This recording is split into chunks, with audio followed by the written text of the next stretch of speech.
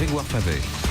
L'actualité autour de l'investissement socialement responsable, on en parle tous les 15 jours avec Frédéric Villot, le fondateur de l'agence d'information Mediatico. Bonjour Frédéric. Bonjour Grégoire. C'était il y a quelques semaines à peine. En octobre. En octobre. La semaine de l'ISR, l'investissement socialement responsable. Beaucoup d'événements évidemment qui étaient organisés à cette occasion, j'imagine. Et vous avez pu rencontrer la financière responsable qu'on connaît sur cette antenne. On connaît les équipes de la financière responsable, ils viennent assez régulièrement. Et vous avez été... intéressé, alors vous me direz convaincu peut-être, j'en sais rien, mais intéressé en tout cas par leur méthode et leur approche ISR. Oui, c'est ça, parce que Mediatico s'intéresse à l'économie en mutation. Évidemment, il y a la finance responsable dedans, et c'est vrai que cette semaine de l'ISR, l'investissement socialement responsable, c'est l'occasion dans l'année, une fois dans l'année, de rencontrer en direct les gérants. C'est pas l'occasion pour les journalistes, c'est l'occasion pour le grand public d'aller au rendez-vous proposé par les gérants. Et c'est vrai que la financière responsable, alors c'est aujourd'hui une petite société de gestion, ils ont 7 collaborateurs, ils existent depuis 6 ans. Ils ont 90 millions d'euros sous gestion, mais ils ont 4 fonds qui sont 100% ISR. 100% ISR, ça veut dire quoi? Ça veut dire que chez eux, l'ISR, ça n'est pas juste un filtre qu'on ajoute à une méthode de gestion classique, traditionnelle.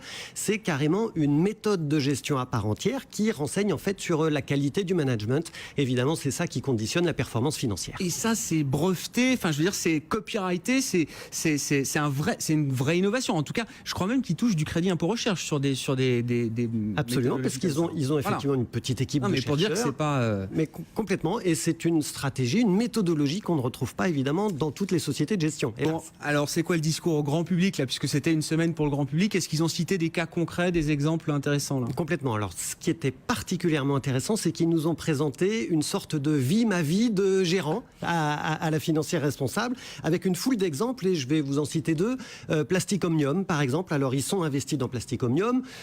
Plastic Omnium, c'est un fabricant de plastique industriel qu'on retrouve dans les voitures par exemple, et on se dit a priori, pourquoi on retrouve du plastique dans l'investissement socialement responsable? C'est pas tout à fait développement durable.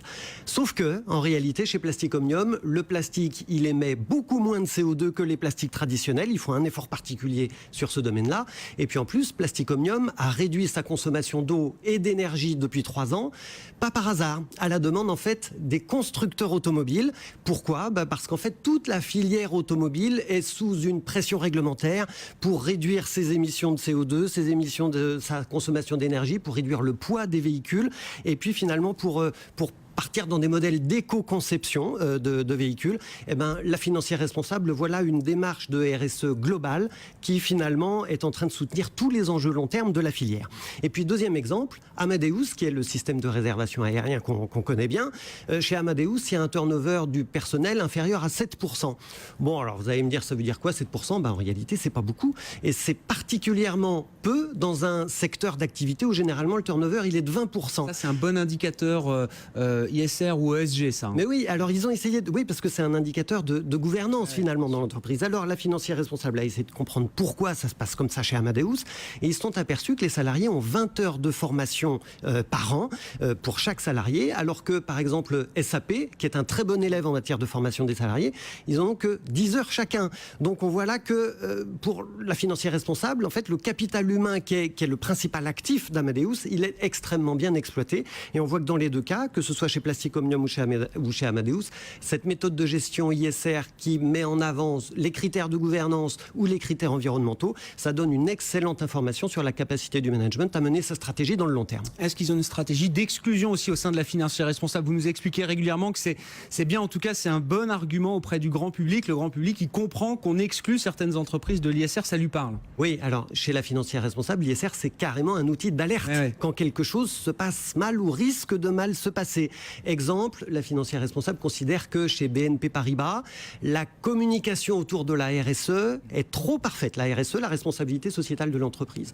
La financière responsable trouve aussi qu'Adidas donne beaucoup trop peu d'informations sur les méthodes de travail de ses sous-traitants. Ça pose problème, parce que quand c'est difficile de comprendre la stratégie de l'entreprise, que font les gérants de la financière responsable? Ils sous-pondèrent ces valeurs dans leur portefeuille, et parfois même, ils vendent, jamais dans la précipitation, parce que ce sont des gérants responsables, solides et sérieux, mais ils peuvent tout à fait être amenés à vendre. Bon, en un mot, convaincu, intéressé, ça vous nous l'avez dit, convaincu ou pas Absolument convaincu par les méthodes de travail de la financière responsable. D'abord, à cause de leur degré de transparence. Vraiment, le public a pu poser toutes les questions qu'il voulait à ses gérants. Et puis, par la qualité des explications qui ont été données. Alors finalement, 2 messages à retenir de cette expérience. Pour les gérants, d'abord, l'ISR peut être un préalable, un outil de gestion qui vient valider la stratégie des gérants. C'est pas seulement un investissement durable ou green. Et d'ailleurs, c'est pour ça qu'il y a de la performance financière derrière. Et puis le message pour le grand public, c'est que pour donner du sens à son épargne finalement, il faut placer son argent au travers via les gérants responsables qui sont transparents, qui sont des gérants de conviction. Et puis il faut vérifier aussi si le fonds a eu le label Novetic, qui est un gage de confiance. C'est le cas chez LFR, LFR Eurodéveloppement Durable, un fonds action qui a augmenté de 27% sur 5 ans. C'est le cas du fonds Diamant Bleu Responsable, c'est le cas du fonds LFR Action Solidaire qui finance le logement et l'emploi par exemple.